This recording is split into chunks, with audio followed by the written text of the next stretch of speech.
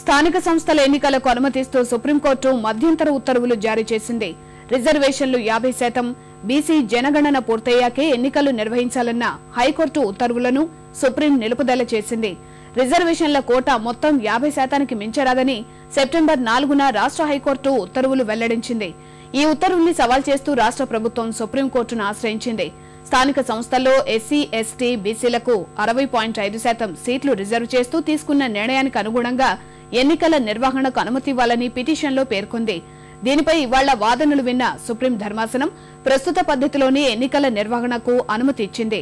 స్థానిక సంస్థల్లో ఎస్సీలకు 18.30%, ఎస్టీలకు 8.25%, బీసీలకు 34% రిజర్వేషన్లు కల్పించాలనుకున్న ప్రభుత్వానికి హైకోర్టు తీర్పుతో ఇబ్బందులు తలెత్తాయి.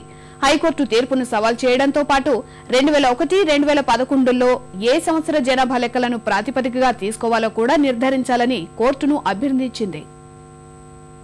ఉన్నటువంటి డేటా ప్రకారం రిజర్వేషన్ రూల్ ప్రకారం ఎలక్షన్ కంటిన్యూ చేయమని, అయితే మిగిలినటువంటి పర్సంటేజీ 50 అబోవ్ పర్సంటేజీ ఈ రిజర్వేషన్ గురించి మాత్రం క్వశ్చన్ ఆఫ్ లాని సీజ్ చేస్తూ దాని తర్వాత డిసైడ్ చేస్తామని ఇంటరిమ్ ఆర్డర్స్ కింద అందరి ఆమోదంతో, అందరి కౌన్సిల్స్ ఆమోదంతో రాష్ట్ర ప్రభుత్వాన్ని మరియు ఎలక్షన్ కమిషన్ని ఉన్నటువంటి పాత డేటా ప్రకారం, పాత రిజర్వేషన్ పద్ధతి ప్రకారం ఎలక్షన్స్ ముందుకు వెళ్లాలని, ఎలక్షన్స్ ముందుకు వెళ్ళటం అనేది, ఎలక్షన్స్ జరిపించడం అనేది రాజ్యాంగబద్ధమైనటువంటి విషయం కాబట్టి దాన్ని అశ్రద్ధ చేయకూడదని ముందు ఎలక్షన్స్కి వెళ్లవలసిందిగా, ఎలక్షన్స్ అనౌన్స్ చేయవలసిందిగా రాష్ట్ర ప్రభుత్వానికి అలాగే ఎలక్షన్ కమిషన్ కూడా ఆదేశాలు జారీ చేయడం జరిగింది.